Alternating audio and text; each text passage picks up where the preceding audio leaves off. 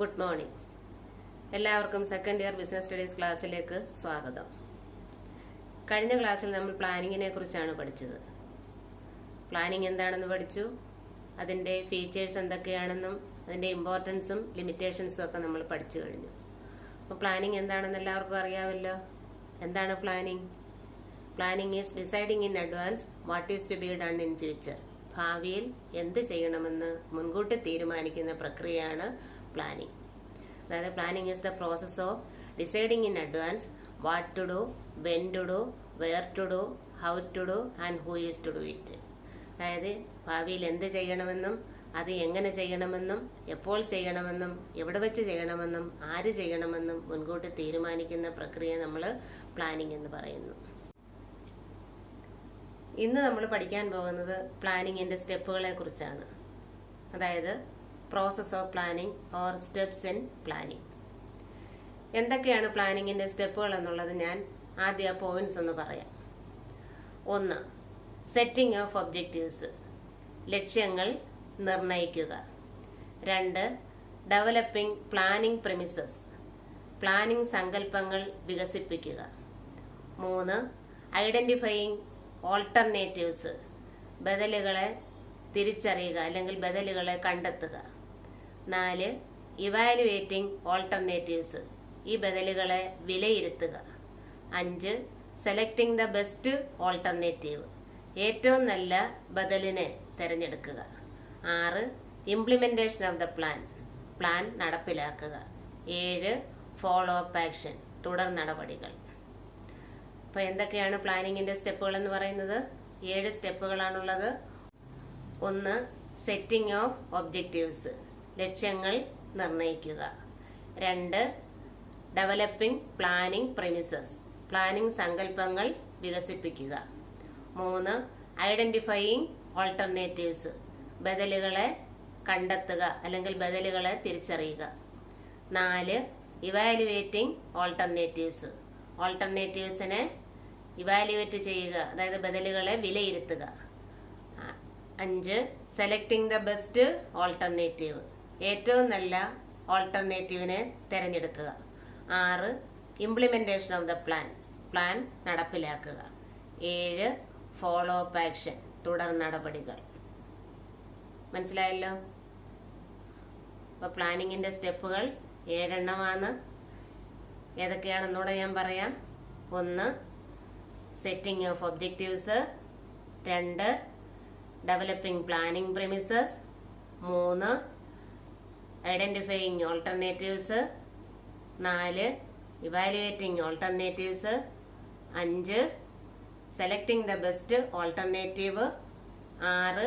Implementation of the plan. 7. Follow up action. ഒന്നുകൂടെ പറയാം. 1. ലക്ഷ്യങ്ങൾ നിർണയിക്കുക. 2. പ്ലാനിംഗ് സങ്കല്പങ്ങൾ വികസിപ്പിക്കുക. 3. ബദലുകൾ കണ്ടെത്തുക. 4. ബദലുകളെ വിലയിരുത്തുക. 5. ഏറ്റവും നല്ല ബദലിനെ തിരഞ്ഞെടുക്കുക. 6. പ്ലാൻ നടപ്പിലാക്കുക. 7. തുടർ നടപടികൾ കൈക്കൊള്ളുക.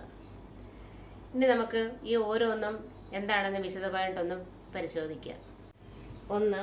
Setting of objectives. The first and foremost step in planning is setting objectives. Objectives or goals specify what the organization wants to achieve.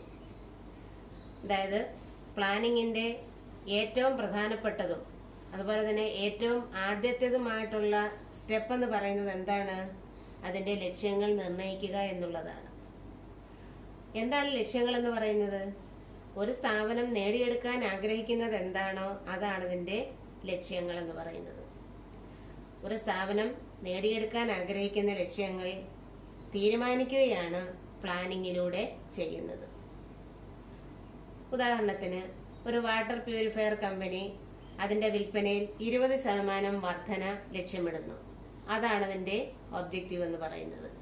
ഈ ഒബ്ജക്റ്റീവ് സെറ്റ് ചെയ്യുക എന്നുള്ളതാണ് പ്ലാനിങ്ങിന്റെ ആദ്യത്തെ ഘട്ടം. ഇനി രണ്ടാമത്തത് ഡെവലപ്പിംഗ് പ്ലാനിംഗ് പ്രിമിസസ്, പ്ലാനിംഗ് സങ്കല്പങ്ങൾ വികസിപ്പിക്കുക. എന്താണ് പ്ലാനിംഗ് പ്രിമിസസ് എന്ന് പറയുന്നത്? Managers make plans for the future on the basis of certain assumptions. These assumptions are called planning premises. അതായത് മാനേജർമാർ ഭാവിയിലെ കാര്യങ്ങൾ തീരുമാനിക്കുന്നത് ചില അനുമാനങ്ങളുടെയും നിഗമനങ്ങളുടെയും അടിസ്ഥാനത്തിലാണ്.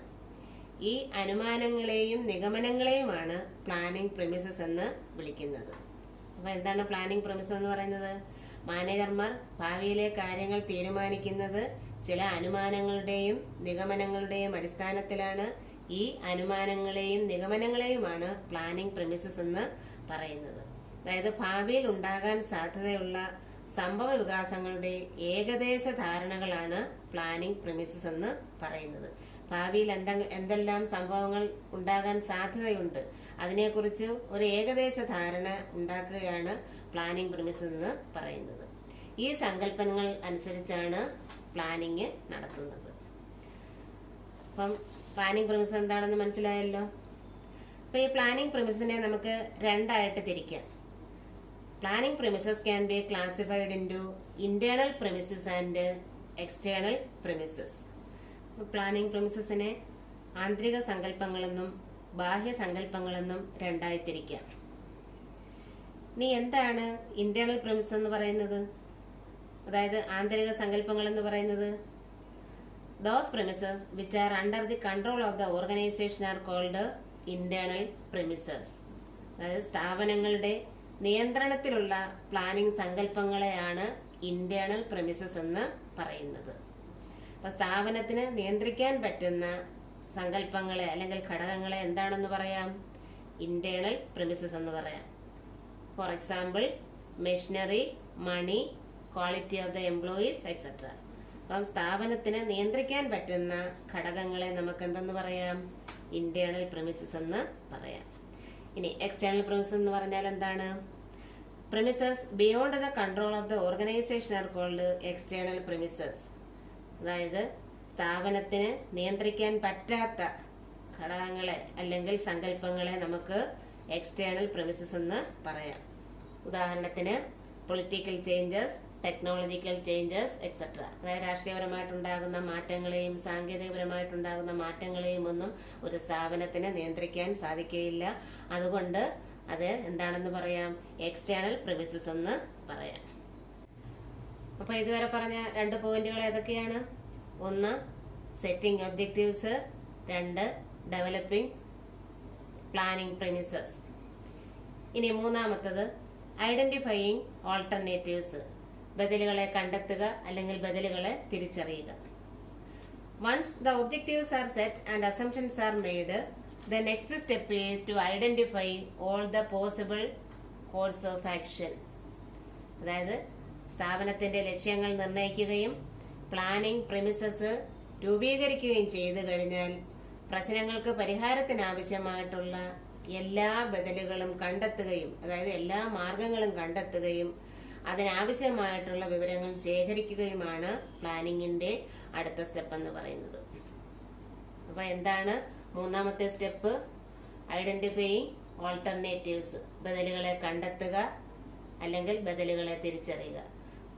ലക്ഷ്യങ്ങൾ തീരുമാനിക്കുകയും അതുപോലെ തന്നെ പ്ലാനിംഗ് പ്രിമിസസ് രൂപീകരിക്കുകയും ചെയ്തു കഴിഞ്ഞാൽ അടുത്തതായിട്ട് ചെയ്യേണ്ടത് എന്താണ്? ഓൾട്ടർനേറ്റീവ്സിനെ കണ്ടെത്തുക എന്നുള്ളതാണ്. അതായത് ഫസ്റ്റ് സ്റ്റെപ്പിൽ നമ്മൾ ലക്ഷ്യങ്ങൾ എന്താണെന്ന് നിർണ്ണയിക്കുകയും രണ്ടാമത്തെ സ്റ്റെപ്പിൽ അതിനാവശ്യമായിട്ടുള്ള പ്ലാനിംഗ് പ്രിമിസസ് രൂപീകരിക്കുകയും ചെയ്തു കഴിഞ്ഞു. അടുത്തതായിട്ട് ചെയ്യേണ്ടത് എന്താണ്? അതിനാവശ്യമായിട്ടുള്ള നമ്മുടെ പ്രശ്നങ്ങൾക്ക് പരിഹാരത്തിന് ആവശ്യമായിട്ടുള്ള എല്ലാ ബദലുകളും കണ്ടെത്തുകയും അതിനാവശ്യമായിട്ടുള്ള വിവരങ്ങൾ ശേഖരിക്കുകയും ചെയ്യുക എന്നുള്ളതാണ്. ഉദാഹരണത്തിന് നമ്മൾ ആദ്യം പറഞ്ഞു സെറ്റിംഗ് ഓഫ് ഒബ്ജക്റ്റീവ്സിനകത്ത് പറഞ്ഞു വാട്ടർ പ്യൂരിഫയർ കമ്പനി 20% അധികം വർധനയാണ് ലക്ഷ്യമിടുന്നത്. അപ്പൊ അതാണ് ആ സ്ഥാപനത്തിന്റെ ലക്ഷ്യമെങ്കിൽ അത് നേടിയെടുക്കുന്നതിന് വേണ്ടി മാനേജർമാർക്ക് മുന്നിൽ പല ബദലുകളിൽ ലഭ്യമാണ്, പല മാർഗങ്ങളിൽ ലഭ്യമാണ്. അതായത് ഒന്നുകിൽ പരസ്യങ്ങൾ വർദ്ധിപ്പിക്കാം, അതല്ലെങ്കിൽ സാധനങ്ങൾ വില കുറച്ച് വിൽക്കാം, അതല്ലെങ്കിൽ വീട് വീടാന്തരം കയറി ഇറങ്ങി സാധനങ്ങൾ വിൽക്കാനായിട്ട് സെയിൽസ്മാൻമാരെ നിയോഗിക്കാം. ഇതിലേതെങ്കിലും ഒരു മാർഗം മാനേജർമാർക്ക് സെയിൽസ് വർദ്ധിപ്പിക്കാനായിട്ട് സ്വീകരിക്കാവുന്നതാണ്. ഇനി നാലാമത്തത് ഇവാലുവേറ്റിംഗ് ഓൾട്ടർനേറ്റീവ്സ്. നമ്മൾ കണ്ടെത്തിയ ബദലുകളെ എന്ത് ചെയ്യണം? വിലയിരുത്തുക. The next step is to evaluate the merits and demerits of each alternatives in the light of the objectives to be achieved. അതായത് നമ്മൾ കൈവരിക്കേണ്ട ലക്ഷ്യങ്ങൾ എന്താണോ ആ ലക്ഷ്യത്തിന്റെ അടിസ്ഥാനത്തിൽ ഓരോ ബദലിന്റെയും ഗുണങ്ങളും ദോഷങ്ങളും വിലയിരുത്തുകയാണ് അടുത്തതായിട്ട് ചെയ്യേണ്ടുന്നത്. അപ്പൊ എന്താണ് ഇവാലുവേറ്റിംഗ് ഓൾട്ടർനേറ്റീവ്സ് എന്ന് പറയുന്നത്? അതായത് ബദലുകൾ വിലയിരുത്തുക എന്ന് പറഞ്ഞത് 3 സ്റ്റെപ്പുകൾ കഴിഞ്ഞു. 1 setting of objectives, 2 developing planning premises, 3-മതായിട്ട് ഓൾട്ടർനേറ്റീവ്സിനെ ഐഡന്റിഫൈ ചെയ്തു കഴിഞ്ഞാൽ അടുത്തതായിട്ട് ചെയ്യേണ്ടുന്നത് എന്താണ്? ഈ ലഭ്യമായിട്ടുള്ള ഓൾട്ടർനേറ്റീവ്സിനെ ഇവാലുവേറ്റ് ചെയ്യുക എന്നുള്ളതാണ്. അതായത് നമ്മുടെ മുന്നിൽ ലഭ്യമായിട്ടുള്ള ബദലുകളെ വിലയിരുത്തുക എന്നുള്ളതാണ്. അതായത് നമുക്ക് നേടിയെടുക്കേണ്ടുന്ന ലക്ഷ്യങ്ങളുടെ അടിസ്ഥാനത്തിൽ ഈ ബദലുകളുടെ മെറിറ്റ്സ് എന്തൊക്കെയാണെന്നും ഡിമെറിറ്റ്സ് എന്തൊക്കെയാണെന്നും വിലയിരുത്തേണ്ടത് അത്യാവശ്യമാണ്. ഇനി 5-മത്തത് സെലക്ടിങ് ദ ബെസ്റ്റ് ഓൾട്ടർനേറ്റീവ്. അപ്പം ഇവാലുവേഷൻ നടന്നു കഴിഞ്ഞു, ഓൾട്ടർനേറ്റീവ്സിന്റെ ഇവാലുവേഷൻ നടന്നു കഴിഞ്ഞു, കിട്ടിയ ബദലുകളെല്ലാം നമ്മൾ വിലയിരുത്തി കഴിഞ്ഞു. അതിന്റെ മെറിറ്റ്സും ഡിമെറിറ്റ്സും അതിന്റെ ഗുണങ്ങളും ദോഷങ്ങളും എല്ലാം നമ്മൾ മനസ്സിലാക്കിയതിനു ശേഷം അതിൽ നിന്നും 5-മത് എന്താ ചെയ്യേണ്ടത്? Selecting the best alternative. അതിന്റെ അടിസ്ഥാനത്തിൽ ഏറ്റവും നല്ല ബദലിനെ നമ്മൾ എന്ത് ചെയ്യണം? തിരഞ്ഞെടുക്കണം. It means choosing the best from the available alternatives. അതായത് നമുക്ക് ലഭ്യമായിട്ടുള്ള ഓൾട്ടർനേറ്റീവ്സിൽ വെച്ച് ഏറ്റവും നല്ലത് നമ്മൾ തിരഞ്ഞെടുക്കുക. It is the real point of decision making. തീരുമാനങ്ങൾ എടുക്കുന്നതിന്റെ യഥാർത്ഥ പോയിന്റാണിത്. Selected alternative should be practical and flexible. നമ്മൾ എടുക്കുന്ന ഈ ഓൾട്ടർനേറ്റീവ് എന്ന് പറയുന്നത്, നമ്മൾ സെലക്ട് ചെയ്യുന്ന ഓൾട്ടർനേറ്റീവ്സ് എന്ന് പറയുന്നത് എന്തായിരിക്കണം? പ്രാക്ടിക്കൽ ആൻഡ് ഫ്ലെക്സിബിൾ ആയിരിക്കണം. അതായത് പ്രായോഗികവും അതുപോലെ തന്നെ ചേഞ്ച് ചെയ്യാൻ പറ്റുന്നതും എല്ലാവർക്കും സ്വീകാര്യവും ആയിരിക്കണം. അപ്പൊ 5-മത് പറഞ്ഞ എന്താണ്? Selecting the best alternatives. ഏറ്റവും നല്ല ബദലിനെ തിരഞ്ഞെടുക്കുക എന്ന് പറഞ്ഞാൽ എന്താണ്? നമുക്ക് ലഭ്യമായിട്ടുള്ള ബദലുകളിൽ നിന്നും ഏറ്റവും യോജിച്ചത് തിരഞ്ഞെടുക്കുകയാണ് ഈ സ്റ്റെപ്പിൽ ചെയ്യുന്നത്. അതായത് തീരുമാനമെടുക്കുന്നതിന്റെ യഥാർത്ഥ പോയിന്റാണിത്. തിരഞ്ഞെടുക്കുന്ന ബദലുകൾ എന്ന് പറയുന്നത് എങ്ങനെയുള്ളതായിരിക്കണം? It should be practical and flexible. അത് പ്രായോഗികമായിരിക്കണം, അതുപോലെ തന്നെ അയവുള്ളതായിരിക്കണം, എല്ലാവർക്കും സ്വീകാര്യമായതും ആയിരിക്കണം. ഇനി 6-മത്തെ പോയിന്റ്, അതായത് 6-മത്തെ സ്റ്റെപ്പ് എന്താണ്? Implementation of the plan. Plan നടപ്പാക്കുക. Implementation is the stage at which the best selected alternative is put into action. അപ്പൊ എന്താണ് ഇംപ്ലിമെന്റേഷൻ എന്ന് പറയുന്നത്? സ്ഥാപനത്തിന്റെ ലക്ഷ്യം കൈവരിക്കത്തക്ക രീതിയിൽ പ്ലാൻ പ്രവർത്തന പദത്തിൽ കൊണ്ടുവരിക എന്നുള്ളതാണ് ഈ സ്റ്റെപ്പിൽ ചെയ്യുന്നത്. അപ്പൊ നമ്മുടെ ലക്ഷ്യം എന്താണോ, ഒരു സ്ഥാപനത്തിന്റെ ലക്ഷ്യം എന്താണോ ആ ലക്ഷ്യം നേടിയെടുക്കത്തക്ക രീതിയിൽ നമ്മൾ തയ്യാറാക്കിയ പ്ലാനെ പ്രാവർത്തികമാക്കുക എന്നുള്ളതാണ് ഈ സ്റ്റെപ്പിൽ ചെയ്യുന്നത്. Last one, follow up action, തുടർ നടപടികൾ. എന്താണ് ഫോളോ അപ്പ് എന്ന് പറഞ്ഞാല്? Evaluating the effectiveness of implemented plan is called follow up action. It helps to find out the drawbacks and make the necessary action. അതായത് നമ്മൾ നടപ്പിലാക്കിയ പ്ലാൻ എത്രത്തോളം ഫലപ്രദമാണ് എന്ന് വിലയിരുത്തുന്നതിനാണ് ഫോളോ അപ്പ് ആക്ഷൻ എന്ന് പറയുന്നത്. അപ്പൊ ഈ ഫോളോ അപ്പ് ആക്ഷൻ നടത്തുന്നത് കൊണ്ടുള്ള പ്രയോജനം എന്തൊക്കെയാണ്? നടപ്പിലാക്കിയ പ്ലാനുകളിൽ എന്തെങ്കിലും പോരായ്മകൾ ഉണ്ടെങ്കിൽ അത് കണ്ടെത്തുവാനും അതിനു വേണ്ട പരിഹാര നടപടികൾ സ്വീകരിക്കുവാനും ഈ ഫോളോ അപ്പ് ആക്ഷൻ കൂടി കഴിയുന്നു. അപ്പൊ നമ്മൾ 7 പോയിന്റ്സ് ആണ് പ്ലാനിങ്ങിനെ കുറിച്ച് പറഞ്ഞത്. എന്തൊക്കെയാണ് ആ പോയിന്റ്സ്? നമുക്കൊന്നുകൂടെ ഒന്ന് നോക്കാം. 1, സെറ്റിംഗ് ഓഫ് ഒബ്ജക്റ്റീവ്സ്, അതായത് ലക്ഷ്യങ്ങൾ നിർണ്ണയിക്കുക. ഒരു സ്ഥാപനത്തിന്റെ ലക്ഷ്യം എന്താണെന്ന് നിർണ്ണയിക്കുക എന്നുള്ളതാണ് പ്ലാനിങ്ങിന്റെ ആദ്യത്തതും ഏറ്റവും പ്രധാനപ്പെട്ടതുമായിട്ടുള്ള സ്റ്റേജ്. 2-മത്തത് ഡെവലപ്പിംഗ് പ്ലാനിംഗ് പ്രിമിസസ്. അതായത് ലക്ഷ്യങ്ങൾ തീരുമാനിച്ചു കഴിഞ്ഞാൽ അടുത്തതായിട്ട് ചെയ്യേണ്ട എന്താണ്? പ്ലാനിംഗ് പ്രിമിസസ് വികസിപ്പിച്ചെടുക്കുക. അതായത് മാനേജർമാർ കാര്യങ്ങൾ തീരുമാനിക്കുന്നത് ചില അസംഷൻസിന്റെ അടിസ്ഥാനത്തിലാണ്, അതായത് ചില നിഗമനങ്ങളുടെയും അനുമാനങ്ങളുടെയും അടിസ്ഥാനത്തിലാണ്. ഈ നിഗമനങ്ങളെയും അനുമാനങ്ങളെയുമാണ് പ്ലാനിംഗ് പ്രിമിസസ് എന്ന് പറയുന്നത്. ഈ പ്ലാനിംഗ് പ്രിമിസസ് എന്ന് പറയുന്നത് 2 തരത്തിലുണ്ട്. ഇന്റേണൽ പ്രിമിസസും എക്സ്റ്റേണൽ പ്രിമിസസും. എന്താണ് ഇന്റേണൽ പ്രിമിസസ് എന്ന് പറഞ്ഞാല്? സ്ഥാപനങ്ങളുടെ നിയന്ത്രണത്തിലുള്ള പ്ലാനിംഗ് സങ്കല്പങ്ങളെയാണ് ഇന്റേണൽ പ്രിമിസസ് എന്ന് പറയുന്നത്. ഉദാഹരണത്തിന് machinery, money, quality of the employees etcetera. എന്നാൽ എക്സ്റ്റേണൽ പ്രിമിസസ് എന്ന് പറഞ്ഞാൽ എന്താണ്? Premises beyond the control of the organisation, അതായത് ഒരു സ്ഥാപനത്തിന്റെ നിയന്ത്രണത്തിന് അതീതമായിട്ടുള്ള സങ്കല്പങ്ങളെയാണ് എക്സ്റ്റേണൽ പ്രിമിസസ് എന്ന് പറയുന്നത്. ഉദാഹരണത്തിന് political changes, technological changes etcetera. ഈ മൂന്നാമത് പറഞ്ഞ എന്താണ്? ഐഡന്റിഫൈയിങ് ഓൾട്ടർനേറ്റീവ്സ്, ബദലുകളെ കണ്ടെത്തുക അല്ലെങ്കിൽ ബദലുകളെ തിരിച്ചറിയുക. അതായത് നമ്മൾ ലക്ഷ്യങ്ങൾ തീരുമാനിക്കുകയും അതുപോലെ തന്നെ പ്ലാനിംഗ് സങ്കല്പങ്ങൾ രൂപീകരിക്കുകയും ചെയ്തു കഴിഞ്ഞാൽ അടുത്തതായിട്ട് ചെയ്യേണ്ടത് എന്താണ്? ഓൾട്ടർനേറ്റീവ്സിനെ കണ്ടെത്തുക എന്നുള്ളതാണ്. അപ്പം ഓൾട്ടർനേറ്റീവ്സ്, നമ്മുടെ പ്രശ്നങ്ങൾക്ക് പരിഹാരം നൽകുന്നതിന് ആവശ്യമായിട്ടുള്ള എല്ലാ ഓൾട്ടർനേറ്റീവ്സും കണ്ടെത്തുകയും അതിനാവശ്യമായിട്ടുള്ള വിവരങ്ങൾ ശേഖരിക്കുകയുമാണ് പ്ലാനിങ്ങിൽ മൂന്നാമതായിട്ട് ചെയ്യേണ്ടുന്നത്. ഇനി നാലാമതായിട്ട് ഇവാലുവേറ്റിംഗ് ഓൾട്ടർനേറ്റീവ്സ്. അപ്പൊ ഈ കണ്ടെത്തിയ ഓൾട്ടർനേറ്റീവ്സിനെ നമ്മൾ എന്ത് ചെയ്യണം? വിലയിരുത്തണം. എന്ന് പറഞ്ഞാൽ നമ്മുടെ ലക്ഷ്യം എന്താണോ ആ ലക്ഷ്യങ്ങളുടെ അടിസ്ഥാനത്തിൽ നമ്മൾ കണ്ടെത്തിയ ആ ഓൾട്ടർനേറ്റീവ്സിന്റെ ഗുണങ്ങളും ദോഷങ്ങളും എന്തെല്ലാം ഉണ്ടെന്ന് വിലയിരുത്തണം. ഇനി അഞ്ചാമത്തത് സെലക്ടിംഗ് ദ ബെസ്റ്റ് ഓൾട്ടർനേറ്റീവ്സ്. ഏറ്റവും നല്ല ഓൾട്ടർനേറ്റീവ്സിനെ തിരഞ്ഞെടുക്കുക. അതായത് നമുക്ക് ലഭ്യമായിട്ടുള്ള ഓൾട്ടർനേറ്റീവ്സിൽ നിന്നും ഏറ്റവും നല്ലത് ഏതാണെന്ന് വെച്ചാൽ തിരഞ്ഞെടുക്കുകയാണ് ഈ സ്റ്റെപ്പിൽ നമ്മൾ ചെയ്യുന്നത്. അപ്പം തീരുമാനങ്ങൾ എടുക്കുന്നതിന്റെ യഥാർത്ഥ പോയിന്റ് ആണ് എന്ന് പറയുന്നത് സെലക്ടിംഗ് ദ ബെസ്റ്റ് ഓൾട്ടർനേറ്റീവ്. ഇനി ആറാമത്തത് implementation of the plan, plan നടപ്പിലാക്കുക. അതായത് നമ്മൾ തെരഞ്ഞെടുത്ത പ്ലാനിനെ, ഏറ്റവും നല്ല പ്ലാൻ ആണല്ലോ നമ്മൾ തിരഞ്ഞെടുത്തിരിക്കുന്നത്, ആ പ്ലാനിനെ നമ്മൾ എന്ത് ചെയ്യുകയാണ്? പുട്ട് ഇൻ ടു ആക്ഷൻ, പ്രവർത്തിയിൽ കൊണ്ടുവരിക എന്നുള്ളതാണ്, അത് പ്രാവർത്തികമാക്കുക എന്നുള്ളതാണ് ഈ സ്റ്റെപ്പിൽ ചെയ്യുന്നത്. ലാസ്റ്റ് വൺ, ഇപ്പൊ പ്ലാൻ ഇപ്പം നമ്മൾ നടപ്പിലാക്കി കഴിഞ്ഞാൽ അടുത്തതായിട്ട് എന്ത് ചെയ്യണം? Follow up action. അത് ആ നടപ്പിലാക്കിയ പ്ലാൻ എത്രത്തോളം ഫലപ്രദമാണെന്ന് അറിയുവാൻ വേണ്ടിയിട്ടുള്ള നടപടികളാണ് അടുത്തതായിട്ട് ചെയ്യുന്നത്. അതിനെയാണ് തുടർ നടപടികൾ എന്ന് പറയുന്നത്. അപ്പൊ ഈ തുടർ നടപടികളിൽ കൂടി ഈ പ്ലാനിന് എന്തെങ്കിലും പോരായ്മ ഉണ്ടെങ്കിൽ അത് കണ്ടെത്തുവാനും അതിനുള്ള പരിഹാര നടപടികൾ സ്വീകരിക്കുവാനും ഫോളോ അപ്പ് ആക്ഷനിൽ കൂടി സാധിക്കുന്നു. മനസ്സിലായല്ലോ? ഇത്രയുമാണ് പ്ലാനിങ്ങിന്റെ സ്റ്റെപ്പുകൾ എന്ന് പറയുന്നത്. 7 സ്റ്റെപ്പുകളാണ് ഇതിനുള്ളത്. വളരെ പ്രധാനപ്പെട്ട ഒരു ടോപ്പിക്കാണിത്. എല്ലാവരും നന്നായിട്ടിത് പഠിക്കണം. ഇനി അടുത്തതായിട്ട് നമുക്ക് പഠിക്കാനുള്ളത് ടൈപ്സ് ഓഫ് പ്ലാൻസ് ആണ്. പലതരത്തിലുള്ള പ്ലാനുകൾ. Plans can be classified into 2 standing plans and single use plans. പ്ലാനുകളെ നമുക്ക് രണ്ടായി തരംതിരിക്കാം.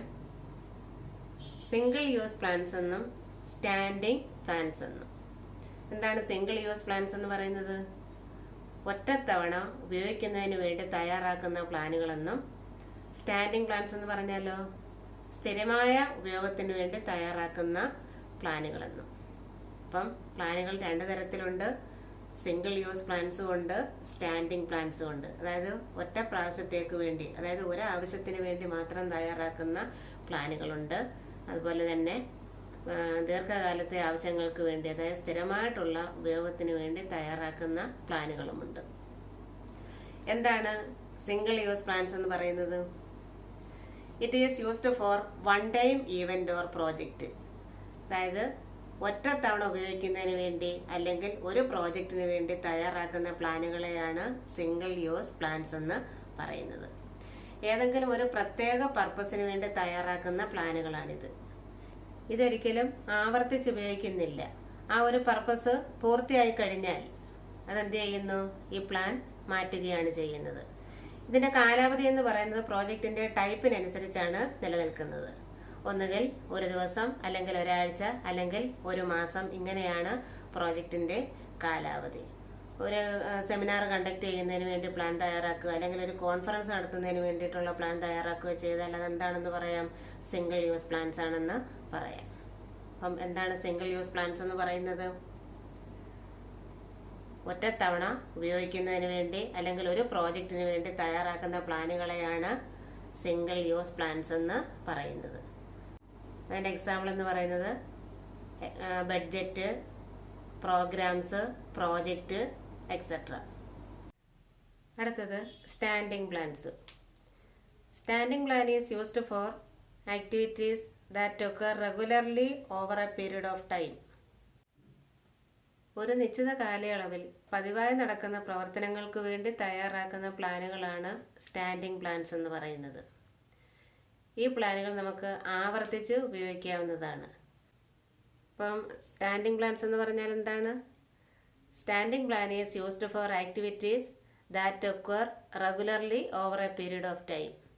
ഒരു നിശ്ചിത കാലയളവിൽ പതിവായി നടക്കുന്ന പ്രവർത്തനങ്ങൾക്ക് വേണ്ടി തയ്യാറാക്കുന്ന പ്ലാനുകളെയാണ് സ്റ്റാൻഡിംഗ് പ്ലാൻസ് എന്ന് പറയുന്നത്. ഇത് ആവർത്തിച്ച് ഉപയോഗിക്കാവുന്ന പ്ലാനുകളാണ്.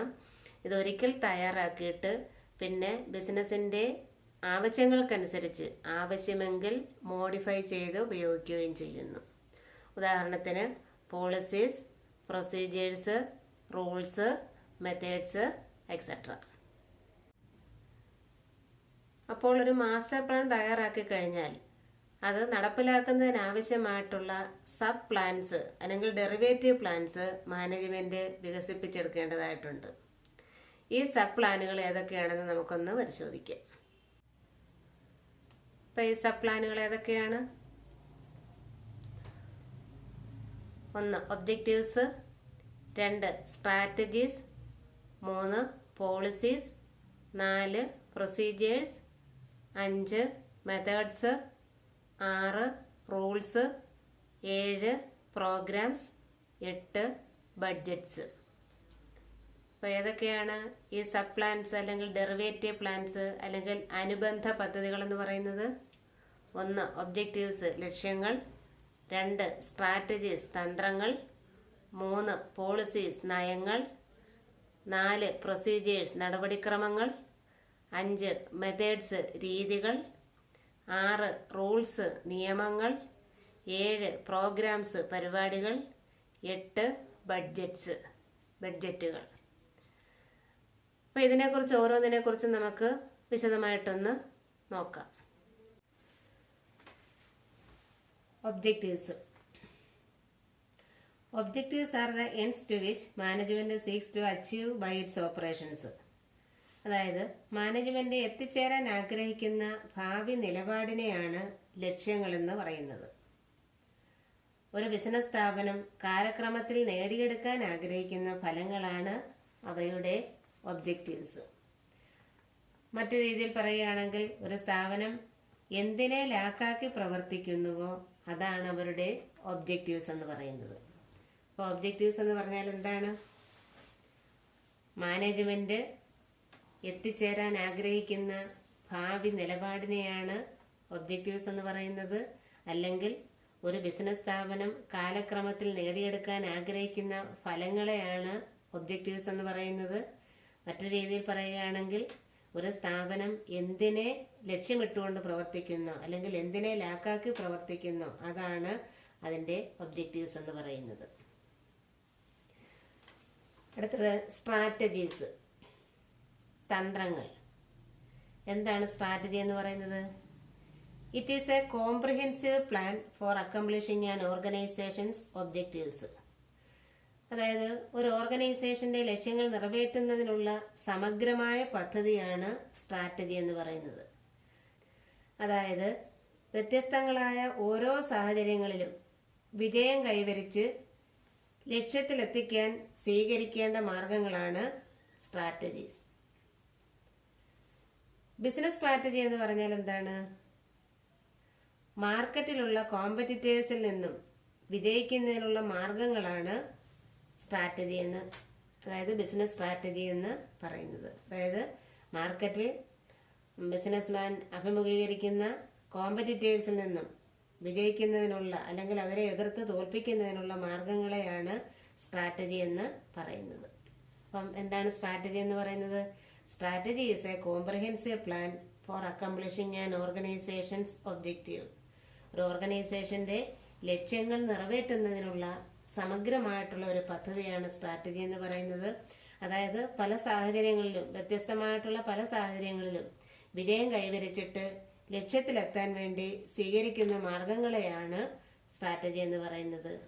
ബിസിനസ് സ്ട്രാറ്റജി എന്ന് പറഞ്ഞാലോ മാർക്കറ്റിലുള്ള കോമ്പറ്റീറ്റേഴ്സിൽ നിന്നും വിജയിക്കുന്നതിനുള്ള മാർഗങ്ങളാണ് സ്ട്രാറ്റജി എന്ന് പറയുന്നത്.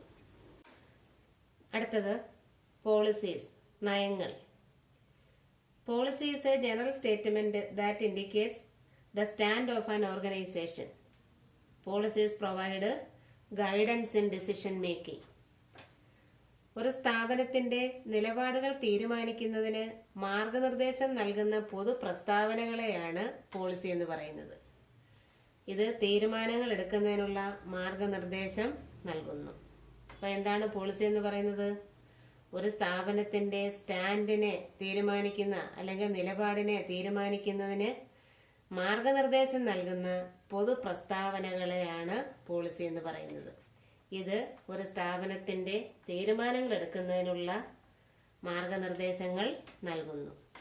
ഉദാഹരണത്തിന് നോ ക്രെഡിറ്റ്, അതായത് സ്ഥാപനത്തിൽ സാധനങ്ങൾ കടം കൊടുക്കുന്നതല്ല, ഇത് ആ സ്ഥാപനത്തിന്റെ ഒരു പോളിസിയാണ്. അതുപോലെ തന്നെ promotion is based on merit ഉള്ളി. ചില സ്ഥാപനങ്ങളിലാണെങ്കിൽ പ്രൊമോഷൻ എന്ന് പറയുന്നത് എന്തിന്റെ അടിസ്ഥാനത്തിൽ മാത്രമാണ് നൽകുന്നത്? അവരുടെ കഴിവിന്റെ, ഉദ്യോഗസ്ഥന്മാരുടെ കഴിവിന്റെ അടിസ്ഥാനത്തിൽ മാത്രമാണ് പ്രൊമോഷൻ കൊടുക്കുന്നത്. അത് ആ സ്ഥാപനത്തിന്റെ ഒരു പോളിസിയാണ്. അപ്പൊ ഇങ്ങനെ ഒരു സ്ഥാപനത്തിന്റെ നിലപാടുകൾ തീരുമാനിക്കുന്നതിന് മാർഗനിർദ്ദേശം നൽകുന്ന പ്രസ്താവനകളെ നമുക്ക് എന്തെന്ന് വിളിക്കാം? പോളിസി എന്ന് വിളിക്കാം. അപ്പൊ ഇതുവരെ നമ്മൾ പറഞ്ഞ സബ് പ്ലാനുകൾ ഏതൊക്കെയാണ്? Objectives, strategies, policies. അത് ലക്ഷ്യങ്ങൾ, തന്ത്രങ്ങൾ, നയങ്ങൾ. അടുത്തത് പ്രൊസീജിയേഴ്സ്. എന്താണ് പ്രൊസീജിയർ അല്ലെങ്കിൽ നടപടിക്രമങ്ങൾ എന്ന് പറയുന്നത്? The chronological step that should be taken to complete an operation systematically are called procedures. ഒരു പ്രവൃത്തി ചിട്ടയായിട്ട്, അതായത് സിസ്റ്റമാറ്റിക് ആയിട്ട് പൂർത്തീകരിക്കുവാൻ നിർബന്ധമായും പാലിക്കേണ്ട മാർഗങ്ങളെയാണ് നടപടിക്രമങ്ങൾ അല്ലെങ്കിൽ പ്രൊസീജിയേഴ്സ് എന്ന് പറയുന്നത്. അപ്പൊ എന്താണ് പ്രൊസീജിയേഴ്സ് എന്ന് പറയുന്നത്? The chronological step that should be taken to complete an operation systematically are called procedures. ഒരു സ്ഥാപനത്തിന്റെ പ്രവർത്തികൾ ചിട്ടയായിട്ട് പൂർത്തിയാക്കാൻ വേണ്ടി നിർബന്ധമായിട്ടും പാലിക്കേണ്ടി വരുന്ന മാർഗങ്ങളെ നടപടിക്രമങ്ങൾ അല്ലെങ്കിൽ പ്രൊസീജിയേഴ്സ് എന്ന് പറയുന്നു. ഉദാഹരണത്തിന്, ഒരു സ്ഥാപനത്തിൽ എംപ്ലോയീസിനെ തിരഞ്ഞെടുക്കുന്നതിന് വേണ്ടി പത്രത്തിൽ പരസ്യം കൊടുക്കുകയും അതുപോലെ തന്നെ എഴുത്തു പരീക്ഷ നടത്തുന്നു, ഇന്റർവ്യൂ നടത്തുന്നു. ഈ നടപടിക്രമങ്ങളെല്ലാം ഏതിന് എക്സാമ്പിൾ ആണ്? പ്രൊസീജിയേഴ്സിന് എക്സാമ്പിൾ ആണ്. അടുത്തത് മെത്തേഡ്സ്, രീതികൾ. Methods provide the prescribed way or manner in which the task has to be performed considering the objective. എന്താണ് മെത്തേഡ്സ് എന്ന് പറയുന്നത്? ലക്ഷ്യങ്ങൾ അനുസരിച്ച് ഒരു പ്രവൃത്തി നിർവഹിക്കേണ്ട വിധത്തെ രീതികളെന്ന് പറയുന്നു. ഓരോ ജോലിക്കും മെത്തേഡ്സ് വ്യത്യാസപ്പെട്ടിരിക്കും. അതായത് എല്ലാ ജോലിക്കും ഒരേ മെത്തേഡുകളല്ല ഉപയോഗിക്കുന്നത്. ഓരോ ജോലിക്കും വ്യത്യസ്തമായിട്ടുള്ള മെത്തേഡുകളായിരിക്കും ഉപയോഗിക്കുന്നത്. ഉദാഹരണത്തിന്, തൊഴിലാളികൾക്ക് വേജസ് കൊടുക്കുന്നതിന് വേണ്ടി നമുക്ക് പല മെത്തേഡ് ഉപയോഗിക്കാം. ഒന്നുകിൽ ടൈം വേജ് സിസ്റ്റം ഉപയോഗിക്കാം, അല്ലെങ്കിൽ പീസ് വേജ് സിസ്റ്റം ഉപയോഗിക്കാം. അങ്ങനെ വ്യത്യസ്തമായ രീതികളായിരിക്കും ഓരോ സ്ഥാപനങ്ങളും ഓരോ ജോലിക്കും ഉപയോഗിക്കുന്നത്. അപ്പൊ എന്താണ് മെത്തേഡ്സ് എന്ന് പറയുന്നത്? ലക്ഷ്യങ്ങൾ അനുസരിച്ച് ഒരു പ്രവൃത്തി നിർവഹിക്കേണ്ടുന്ന വിധത്തെ അല്ലെങ്കിൽ നിർവഹിക്കേണ്ടുന്ന മാർഗത്തെ മെത്തേഡ്സ് എന്ന് പറയുന്നു. ഓരോ ജോലിക്കും മെത്തേഡ്സ് എന്ത് ചെയ്തിരിക്കും? വ്യത്യാസപ്പെട്ടിരിക്കും. അടുത്തത് റൂൾസ്, നിയമങ്ങൾ. എന്താണ് റൂൾസ് എന്ന് പറയുന്നത്? നമ്മൾ കേട്ടിട്ടുള്ളതാണ്. റൂൾ എന്താണ്? നിയമങ്ങൾ എന്ന് പറഞ്ഞാൽ എന്താണ്? Rules R instructions that contains dos and don'ts four workers. അതായത് ഒരു സ്ഥാപനത്തിലെ തൊഴിലാളികൾ ചെയ്യേണ്ടത് എന്താണെന്നും ചെയ്യാൻ പാടില്ലാത്തത് എന്താണെന്നുമുള്ള മാർഗനിർദ്ദേശങ്ങളാണ് നിയമങ്ങളെന്ന് പറയുന്നത്. ഒരു സ്ഥാപനത്തിലെ തൊഴിലാളികൾ ചെയ്യേണ്ട കാര്യങ്ങൾ എന്തൊക്കെയാണ്, ചെയ്യാൻ പാടില്ലാത്ത കാര്യങ്ങൾ എന്തൊക്കെയാണ്, ഇതിനെക്കുറിച്ചുള്ള മാർഗനിർദ്ദേശം നൽകുന്ന പ്രസ്താവനകളെ റൂൾസ് എന്ന് പറയുന്നു. ഉദാഹരണം, ഉദ്യോഗസ്ഥര് കൃത്യം 10 മണിക്ക് തന്നെ ഓഫീസിൽ ഹാജരാകണമെന്ന് പറയും. അതൊരു റൂളാണ്. അതുപോലെ തന്നെ no smoking inside the office. ഓഫീസിനകത്ത് പുക വലിക്കുവാൻ പാടില്ല. ഇത് ഒരു റൂളാണ്. അപ്പം ഇങ്ങനെ ഓരോ സ്ഥാപനങ്ങളും ഓരോ റൂൾ എന്ത് ചെയ്യുന്നു? ഫോളോ ചെയ്യുന്നു. അപ്പോൾ ഇതുവരെ നമ്മൾ പറഞ്ഞ പ്ലാനുകൾ ഏതൊക്കെയാണ്? Objectives, strategies, policies, procedures, methods, rules. ഇനി അടുത്തത് പ്രോഗ്രാംസ്, പരിപാടികൾ എന്തൊക്കെയാണ്? All the activities that are carried out to achieve the specific objectives are called programs. It includes policies, procedures, rules, budgets, etc. അതായത് നമ്മുടെ സുനിശ്ചിതമായിട്ടുള്ള ലക്ഷ്യം നേടിയെടുക്കാനായിട്ട് ഉപയോഗിക്കുന്ന എല്ലാ പ്രവർത്തനങ്ങളെയുമാണ് പ്രോഗ്രാംസ് എന്ന് പറയുന്നത്. ഇതിനകത്ത് പോളിസികൾ കാണും, പ്രൊസീജിയേഴ്സ് ഉണ്ടാകും, റൂൾസ്, ബഡ്ജറ്റ്സ് ഇതെല്ലാം ഉൾപ്പെട്ടിരിക്കുന്നു. നിശ്ചിത സമയത്തിനുള്ളിൽ ചെയ്തു തീർക്കേണ്ടതാണ് പ്രോഗ്രാംസ് എന്ന് പറയുന്നത്. ഉദാഹരണത്തിന് ഒരു പുതിയ മെഷീൻ ഫാക്ടറി സ്ഥാപിക്കുക, രാജ്യത്തിന്റെ പല സ്ഥലങ്ങളിലായിട്ട് ബ്രാഞ്ചുകൾ തുടങ്ങുക, അതുപോലെ തന്നെ വർക്കേഴ്സിനുള്ള ട്രെയിനിങ് പ്രോഗ്രാമുകൾ നടത്തുക. ഇതെല്ലാം എന്ന് പറയുന്നത് പ്രോഗ്രാംസിന് ഉദാഹരണങ്ങളാണ്. Last one, budget. എന്താണ് ബഡ്ജറ്റ് എന്ന് പറയുന്നത്? Budget is A statement of expected result expressed in numerical terms. അതായത് പ്രതീക്ഷിക്കുന്ന റിസൾട്ടിനെ സംഖ്യാരൂപത്തിൽ പ്രസ്താവിക്കുന്നതിനെയാണ് ബഡ്ജറ്റ് എന്ന് പറയുന്നത്. അപ്പൊ എന്താണ് ബഡ്ജറ്റ് എന്ന് പറയുന്നത്? നമ്മൾ പ്രതീക്ഷിക്കുന്ന റിസൾട്ടിന്റെ സംഖ്യാരൂപത്തിലുള്ള പ്രസ്താവനകളെ നമുക്ക് എന്താണെന്ന് പറയാം? ബഡ്ജറ്റ് എന്ന് പറയാം. It is A statement of expected result expressed in numerical terms. അതായത് നമ്മൾ ചെയ്യുന്ന പ്രവർത്തികളെ അളക്കാനും അതുപോലെ തന്നെ അതിന്റെ പോരായ്മകൾ പരിഹരിക്കാനുമുള്ള ഒരു മാർഗമായിട്ട് അല്ലെങ്കിൽ അതിനുള്ള ഒരു മാനദണ്ഡമായിട്ട് ഏതിനെ ഉപയോഗിക്കാം? ബഡ്ജറ്റിനെ ഉപയോഗിക്കാം. അതുപോലെ തന്നെ പ്ലാനിങ്ങിനും കൺട്രോളിങ്ങിനുമുള്ള ഒരു ഉപകരണവും കൂടിയാണ് ബഡ്ജറ്റ് എന്ന് പറയുന്നത്. അപ്പൊ എന്താണ് ബഡ്ജറ്റ് എന്ന് പറയുന്നത്? It is A statement of expected result expressed in numerical terms. പ്രതീക്ഷിക്കുന്ന റിസൾട്ടിന്റെ സംഖ്യാരൂപത്തിലുള്ള പ്രസ്താവനകളെയാണ് ബഡ്ജറ്റ് എന്ന് പറയുന്നത്.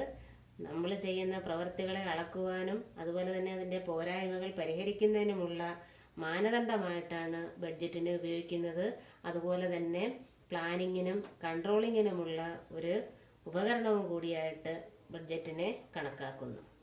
ഉദാഹരണത്തിന് cash budget, sales budget, etcetera.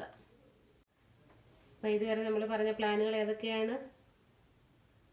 Objectives, strategies, policies, procedures, methods, rules, programmes and budgets. ഇപ്പൊ സബ് പ്ലാൻസ് അല്ലെങ്കിൽ ഡെറിവേറ്റീവ് പ്ലാൻസ് അല്ലെങ്കിൽ അനുബന്ധ പദ്ധതികൾ ഏതൊക്കെയാണെന്ന് മനസ്സിലായല്ലോ. അപ്പൊ ഇന്ന് നമ്മളിവിടെ പഠിച്ചത് എന്തൊക്കെയാണ്? പ്ലാനിങ്ങിന്റെ സ്റ്റെപ്പുകളാണ് നമ്മൾ ആദ്യം പഠിച്ചത്. പിന്നീട് ടൈപ്സ് ഓഫ് പ്ലാൻസ് പഠിച്ചു. അപ്പോൾ ഇത് എല്ലാവർക്കും നല്ല രീതിയിൽ മനസ്സിലായി കാണുമെന്ന് ഞാൻ വിശ്വസിക്കുന്നു. എല്ലാവരും നല്ല രീതിയിൽ പഠിക്കുക. പ്ലാനിങ്ങിന്റെ സ്റ്റെപ്പ് വളരെ പ്രധാനപ്പെട്ട ഒരു ടോപ്പിക്കാണ്. നന്നായിട്ട് പഠിക്കുക. ഇനി നമുക്ക് അടുത്ത ക്ലാസ്സിൽ കാണാം.